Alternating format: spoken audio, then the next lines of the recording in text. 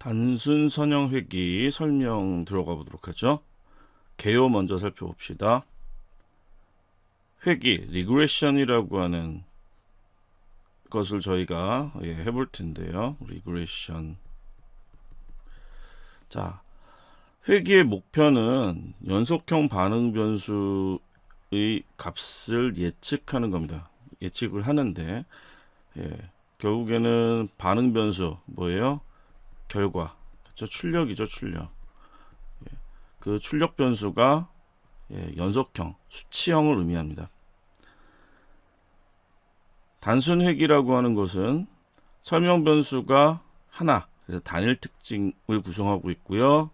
그리고 단일 반응 변수 간에 선형 관계가 있다는 가정으로 초평면이라고 하는 선형 평면을 이용을 해서 모델링한 것을 단순 선형 회귀라고 합니다. 자, 초평면이라고 하는 것에 대한 부가적인 설명을 좀 해보도록 하죠. 단순 회귀는 설명 변수의 1차원 그리고 반응 변수의 1차원 이렇게 해서 총 2개의 차원을 갖습니다. 자, 이때 초평면은 한 차원이 낮은 1차원이 되는 거고요. 그래서 1차원의 초평면은 선이 되겠죠. 그래서 실제로 모델 자체가 선으로 표시가 되는 거고요. 그래서 y는 알파 플러스 베타 x와 같은 이런 수식이 유도가 될 수가 있겠습니다. 여기에서 y는 반응 변수의 예측값을 나타내는 값이고요. 그리고 절편항 알파하고 그 다음에 개수 베타가 있겠죠. 자, 이것을 우리는 뭐라고 얘기를 해요? 파라미터라고 얘기합니다. 모델의 파라미터. 자, 그래서 알파하고 베타는 실제로 여러분들이 알고리즘을 이용을 해서 학습하게 되면 이 값을 찾아내게 되는 거죠. 가장 최적의 값이 얼마인지를 찾아내게 됩니다. 자, x는 설명 변수입니다. 우리가 얘기하는 이제 특징이 되겠죠. 자, 단순 선형 회귀에서 가장 중요한 개념은 역시 최소 제곱법이라고 하는 건데요. 그 최소 제곱법은 OLS, Ordinary Least Scarce, 그리고 Linear Least Scarce, LLS라고도 부릅니다.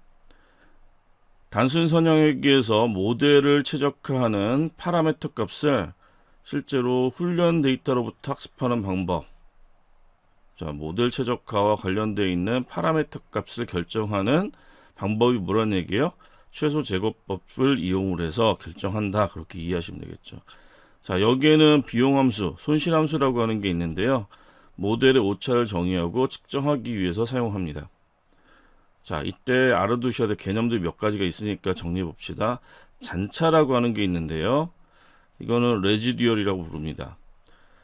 훈련 오차로 훈련 데이터의 관측값하고 모델에 의해서 만들어진 예측값의 차이를 잔차라고 합니다. 훈련 데이터도 결국에는 얘도 이제 표본이잖아요. 표본하고 그 다음에 예측값하고의 차이, 그걸 우리는 잔차라고 얘기를 하는 거고요. 자, 테스트 오차가 있죠. 예측 오차라고 하는 게 있는데 prediction error라고 하고요.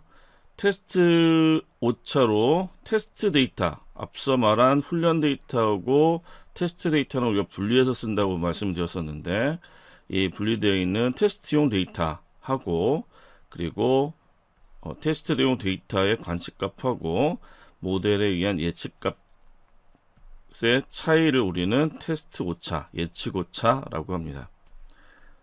자, 그러면 실제로 우리가 모델을 만드는 과정에서는 잔차가 꽤 중요하겠죠. 왜냐하면 훈련 데이터를 가지고 학습을 하니까. 자, 그러면 잔차의 합을 어떻게 해야 돼요? 최소화시키는 이런 전략을 수행해야 되겠죠. 자, 이게 만들어지면 값을 예측할 수 있는 에스티메이터, 뭐 예측키, 추정기 뭐 이렇게 부를 수 있겠네요.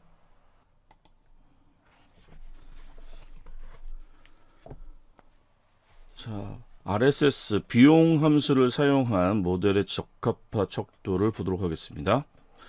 반응 변수의 예측값이 훈련 데이터의 관측값하고 가까워지면 모델이 적합화되어 있다고 할 수가 있겠습니다. 그러면 실제로 이 관측값하고 예측값이 가까워진다. 그 얘기는 뭐예요? 차이가 제로에 가까워진다라는 얘기가 되겠죠. 물론 이제 제로가 되면 이거는 뭐 일반화의 문제가 또 발생하기 때문에 실제로 뭐 좋은 건 아니죠. 어쨌든 모델이 적합화되어 있는 척도를 알 수 있는 방법이 하나 생겼네요. 자, 그러면 그 척도인 RSS 잔차 제곱합이라고 하는 것은 어떻게 되어 있는지 한번 정리해 보도록 합시다. Residual Sum of Squares라고 하고요. 자, 잔차는 앞서 뭐라고 말씀드렸었죠? 잔차는 실제값, 관측값하고 그리고 예측값하고의 차이였어요. 자, 근데 그걸 어떻게 하는 거예요? 제곱해서 썸합니다. 자, 이걸 다 썸했을 때 그걸 최소화시킬 수 있는 전략을 수립한다. 이렇게 여러분들 이해하시면 될 텐데. 해서 자, RSS는 자, 첫 번째 훈련 데이터 그리고 마지막 훈련 데이터 이렇게 보시면 되겠죠. 자, 그러면 첫 번째 훈련 데이터 항을 이용을 해서 자, 여기 yi는 i번째 훈련 데이터에 대한 반응 변수의 관측값이라고 하고요. 자, 그리고 이제 예측값이 되겠죠. 자, 그에 대응하는 예측값, 거기에 대한 차이를 어떻게 해요? 제곱한 것을 썸합니다. 자, 그걸 다 썸해서 만든 것을 우리는 RSS 이렇게 부르죠. 자, 비용 함수와 관련되어 있는 내용도 알게 되었고요. 단순 선형 회귀를 위한 최소 제곱법 OLS의 내용 살펴보도록 합시다. 자, 회귀식 단순 선형의 회귀식은 어떻게 됩니까? y는 알파 플러스 베타 x. 자, 요게 이제 두 개의 파라미터, 모델의 파라미터를 이제 우리가 구해야 되는데 바로 비용 함수를 최소화하는 뭐예요? 알파 값, 베타 값을 찾는 것이 우리의 목표입니다. 자, 그럼 베타 값을 베타 파라미터를 계산하기 위해서는 x의 분산하고 그리고 x하고 y의 공분산을 우리가 계산을 해야 되는데요. 분산은 중심으로부터 떨어져 있는 정도를 나타내는 척도라고 말씀드렸었죠. 자, 그럼 이건 뭐예요? 공분산은 두 개가 얼만큼 떨어져 있느냐라고 하는 그 공분산을 의미합니다. 자, 그럼 이거를 우리는 바 x 그 다음에 covxy라고 하는 함수로 해서 이제 풀 수가 있는데 그 내용을 좀 정리를 해보면은 자, 분산은 뭐 이미 다 알고 있는 거죠. 그래서 표본이기 때문에 n-1로 해서 계산을 합니다. 자, 거기에 어떻게 돼요? 자, 요게 평균이죠. 평균으로부터 얼만큼 떨어져 있는지에 대한 것을 어떻게 해요? 제곱을 해서 그걸 썸한 거니까 그게 이제 분산이었어요. 자, 그러면 그냥 공분산은 어떻게 됩니까? 공분산은 자, 하나는 뭐예요? x에 대한 그리고 하나는 y에 대한 중심으로부터의 거리. 자, 이걸 구해야 되는데 이걸 어떻게 해요? 이제 곱하는 거죠. 이게 이제 공분산이에요. 그러니까 실제로 왼쪽에 있는 베리언스 분산의 공식이나 그리고 COV 코베리언스의 공식이나 실제로 유도된 거는 동일한 거죠. 자, 그러면 베타 값을 우리가 계산할 수가 있겠네요. 베타 값은 앞에 식의 유도에 의해서 어떻게 해요? 분산을 가지고 뭘 나눠요? 공분산을 나누는 거죠. 자, 그러면 알파 값의 계산은 대입을 하시면 되겠죠. 알파 값을 대입을 하면 되는데 자, 베타 값을 알고 있고요. 그 다음에 뭘 알고 있어요? 지금 우리는 x의 평균을 알고 있죠. 자, 그리고 또 뭘 알고 있습니까? y의 평균도 알고 있어요. 자, 근데 왜 여기다가 우리는 갑자기 느닷없이 평균 값을 넣었을까? 여기 나와 있는 요 x하고 y라고 하는 지점은 모델이 반드시 지나가야 하는 센트로이드 좌표라고 하는 거거든요. 그래서 알고 있는 값이라고 하는 거죠. 이걸 이용하게 되면은 알파 값을 우리가 확보를 할 수가 있죠. 그래서 모델 파라미터 알파 베타가 알파는 지금 뭐예요? 상수항이죠. 절편항이라고 하는 거고 베타는 뭐예요? 기울기죠. 함수의 기울기. 이 알파하고 베타를 전부 찾을 수가 있습니다. 자, 그러면 이런 단순 선형 회귀 모델은 어떻게 평가를 하느냐? 가장 기본적인 회귀 모델의 평가 지표는 예측 능력을, 다시 이걸 우리가 성능이라고 하죠. 자, 성능평가 지표로는 결정계수 R제곱을 사용을 합니다. 자, 그러면 R제곱이라고 하는 것은 실제로 어떤 의미를 갖는지, 데이터가 회귀선에 얼만큼 가깝게 분포되어 있는지를 측정하는 거고요. 이거는 분산 기술을 이용하기 때문에 모델에 의해 설명되어 있는 반응 변수의 분산의 비율을 이용을 해서 값이 어떻게 돼요? 0부터 1 사이의 값이 됩니다.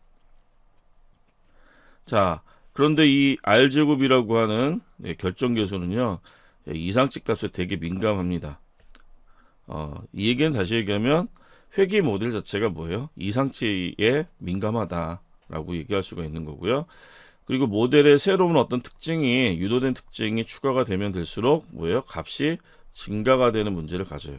그래서 실제로 만약에 변수가 있는데 특징이 하나 있을 때 그 다음에 여기다가 2개로 늘어나고 3개로 늘어나면 어때요? 조금씩 결정계수 값을 이제 증가하는 그런 문제를 알고 있습니다. 이것 때문에 통계학에서는 그 수정 R제곱이라고 하는 수정 결정계수라고 하는 것을 만들어서 쓰고 있는데요. 뭐 참고해서 알아두시면 되겠습니다. 자, R제곱 결정계수는 그러면 어떤 값이냐? 수식은 다음과 같습니다. 1 마이너스, 자, sum of square죠.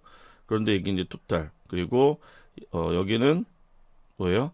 sum of square, 얘는 residual. 그래서 지금 보면 요거는 잔차 합, 이거 전체 합, 이걸 나눈 것이죠. 자, 그러면 잔차 합은 잔차 제곱 합은 아까 우리가 구했던 그 공식 그대로 여러분들이 가져오시면 되겠고요. 그리고 아래 나와 있는 그 전체 제곱합은 뭘 이용하시면 돼요?